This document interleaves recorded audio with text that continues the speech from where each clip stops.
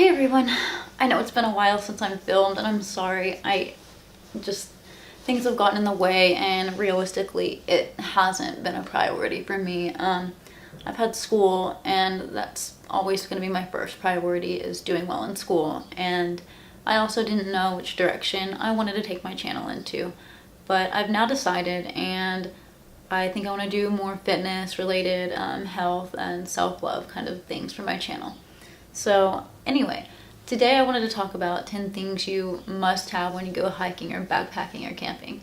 So I think we should just start and get into the video because this could take a while.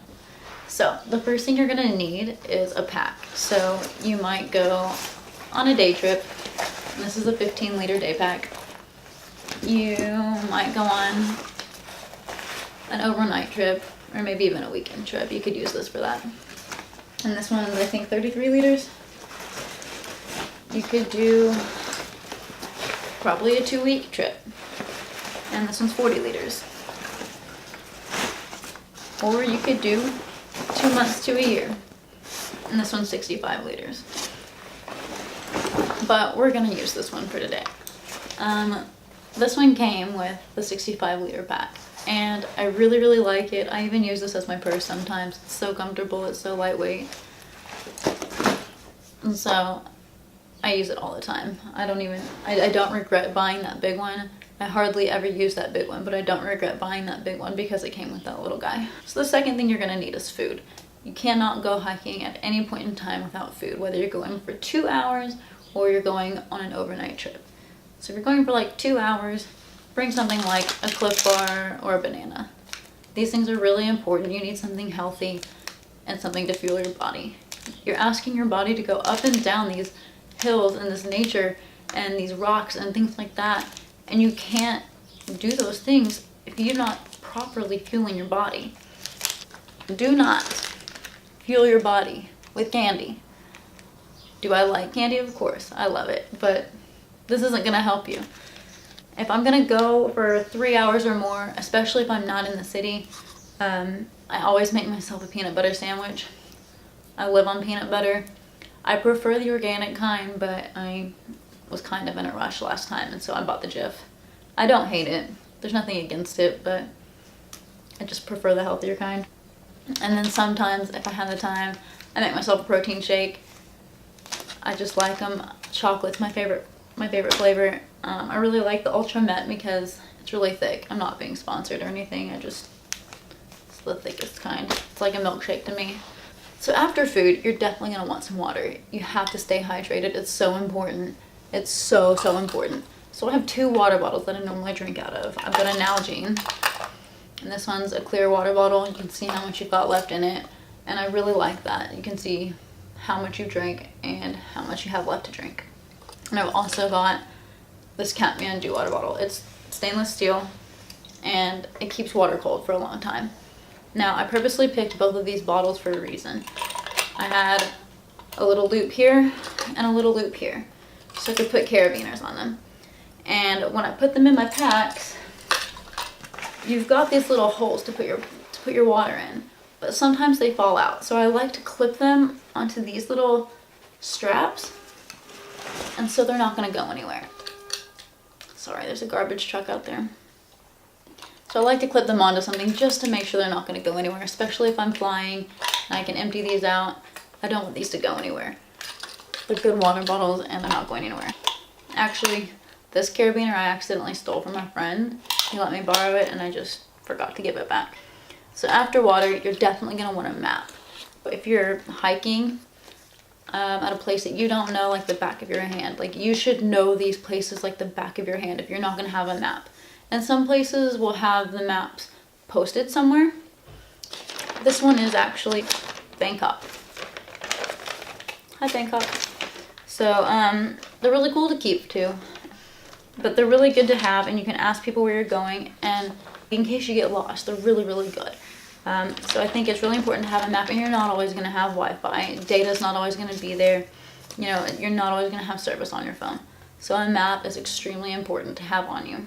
After a map, you're going to want a rain jacket, and people think I'm stupid for bringing this with me all the time. It could be like the sunniest day outside and I still bring my rain jacket because it's managed to rain on me. I am that person that I still get rained on no matter how sunny it is. Like the only rain cloud can be on the other side of the world in India and I manage to get wet. Like I still manage to get rained on. So this rain jacket, this one's just a shell. I prefer it that way because, you know, when it's so hot and humid and I don't even want to wear this, I can just wear this, and then in the summer, in the winter, I can just layer this over however many jackets I'm wearing, and I really, really like that. This is really lightweight. I like it. I got it from Kathmandu. It's bright and makes for good pictures, so I love this rain jacket. After the rain jacket, you're gonna want a headlamp. You don't have to bring this, but a headlamp is really, really nice to have for like overnight trips. I've used this as obviously walking through bushes at night. I did that at the Blue Mountains in Australia. Using this as a little chandelier at night in my tent, you know, living the high life. And then I also used this whenever I was going from Bangkok to Chiang Mai on the overnight train. They had lamps in the train, but they weren't very bright and they couldn't see my book, so got out my headlamp. So get a trusty little headlamp. It doesn't have to be expensive. Mine wasn't, but they're really good. They're really handy. I bring it with me. It's small. It's, you know, just pack it with you. So after the headlamp, you're gonna want a first aid kit, and this, you bring it with you no matter what, whether you're going hiking for an hour or you're going somewhere for 3 days or a year, it doesn't matter. Have a first aid kit. On the back of mine, it has, you know, like 911, and then it has also New Zealand, Australia, and the UK, because I bought this in Australia. I bought the bigger one because if I get hurt, I don't just get like Band-Aid hurt. You know, I'm gonna go all out. I almost broke my ankle on my last day in Thailand. Like, that was fun. So, you know, there's gauze in here. There's some fun stuff in here. There's even a notepad. But do yourself a favor and look to see what's in here, because I didn't, and I put this in my carry-on bag and there were some safety scissors in here, and I got caught at TSA with them, so that was a fun pat down, but it's okay because it was my fault, and you know, I admitted to it, it was my fault. But just replace the scissors when you get to where you're going. Another really important thing to have in your first aid kit is medications. This doesn't always come, sometimes it comes with Advil or ibuprofen or paracetamol or whatever you call it. But have some of that on you, and this is okay to have in a little packet like this. It's totally fine. But if you have prescription medication, keep it in the bottle with your name and your dosage and why you take it. And it usually says on there why you take it. Keep that on there, because in case you like have a heart attack and you kill over or something, and medical professionals need to see why you're taking a medication or what you're prone to, they need to know. So that's really, really important. After that, you need an ID. Keep your ID on you at all times, even like not just in your bag though. In case you lose your bag or something, keep it like on your body, whether it's in your pocket, in your jacket pocket, keep it on you at all times. I keep 2 forms of ID on me, whether it's my license and my passport and my military license, or my driver's license and my military license. I always have 2 forms of ID on me at all times in case something happens. After my ID, let's go to our phone. I only know Apple iPhones. I don't know how to work Androids. So we're going to talk about Apple phones, but I'm sure Androids have something similar. So if you go into Apple Health, you can go into the bottom right corner and it'll say Medical ID. And if you go all the way down to Edit, we're going to click on that. When it says Emergency Access, click Show When Locked. And then go down and put in your date of birth and any medical conditions you have. This is extremely important. And do any medical notes, allergy reactions, medications you're on, and do all of your next of kin, your parents, your family members, your blood type, if you're an organ donor, your height, your weight, anything like that. Because if something happens to you, you need to have that ready for them, because they can look in your phone and say, oh, well, this person is prone to seizures and we need to watch out for that. Or this person's diabetic. Oh, well, they could be in a diabetic coma. They're having a heart attack, or they're not just killing over. Like, so have that ready. Go into your Apple Health and do that for them. After your phone, if you're gonna do an overnight stay for probably 1 or 2 or an extended period of time, I would have, sorry for that, I would have an external battery charger. These things save lives.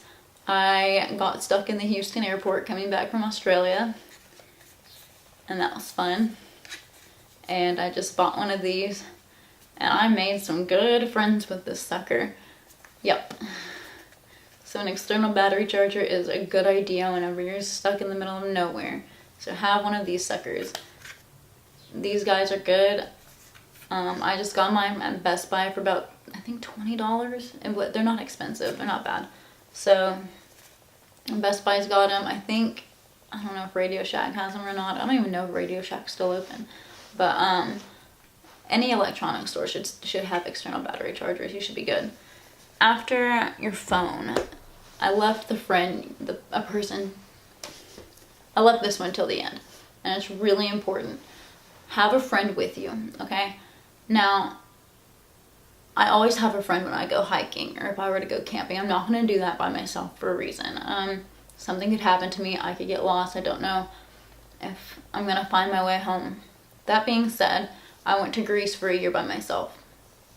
Obviously I was with a bunch of Americans. I was in the military. I went to Australia for a year by myself, but I knew I was going to meet people. I was fine. I went to Thailand for a week by myself, and I didn't speak Thai. So when I went to Thailand, this is what I did. Although I went by myself, I knew that there were going to be places that there was Wi-Fi. So I went to those places, and I checked in with my dad, and I checked in with my best friend. And I didn't just check in like with a text message saying I'm okay, I'm alive, and I'm good. I did things like so that they could see my face, and so that they could actually see, you know, hey, I'm actually good. So my dad, we FaceTimed. He's not the most tech savvy person, bless his heart, but we FaceTimed, and it was great. And he saw that I was good, and we'd FaceTime every morning. And I'd be eating breakfast, and then we'd FaceTime every night whenever I got home. And then my best friend Hannah, we'd Snapchat. And so she knew I was good, and you know, and then I'd go out and do whatever I needed to do during the day. And I found some really cool people in Thailand. You know, I met some really good friends. But having a friend to check in with is really important. Also, when you go hiking or camping or whatever you're doing with a friend, you have someone with you, let them know. If you have a passcode for your phone, let them know what your passcode is. So when Hannah and I go, she knows my passcode and I know hers. We both have iPhones, and hers is a model older than mine. And so at one point we both had battery problems. Her battery went bad before mine did. And so her battery just crashed one day, and we were 3 hours away from home. And so she had to get into my phone. Thankfully, she didn't need my code because I was good. But she needed my phone to call her mom and say, hey, if you need me, call Emily's phone. And then something happened with her car 3 hours away from home. And so we had to go 30 minutes out of our way again, and then get her car somewhat fixed, and then drive 3.5 hours home. And so it's really important that she can get it, because she could get into my phone. But the problem was, if something happened to me, she'd need to get into my phone. She could use my fingerprint, but that's not really super reliable. It would have been a lot easier for her to just know my code. And she knows my code whenever we drive or something. Like, she can get into it to DJ. It's not there for her to get into my messages. But have your friends know your code for safety reasons. It's so important. Right now, I think that's all I have. There's probably more. Like I said, I don't know if I said that. I'm not a professional backpacker in any way. I'm still just a beginner. If there's anything I'm missing, please let me know. If there's any other questions you have, I can tell you about my travels. I can tell you about my packs that I have, what I like, what I don't like, the differences. Two of my packs I bought in Australia, the other one I bought here, and so I can tell you what I like and dislike about that. But I'm really excited to see where I can take my channel. Alright, thank you so much. Please like and subscribe below. Bye-bye.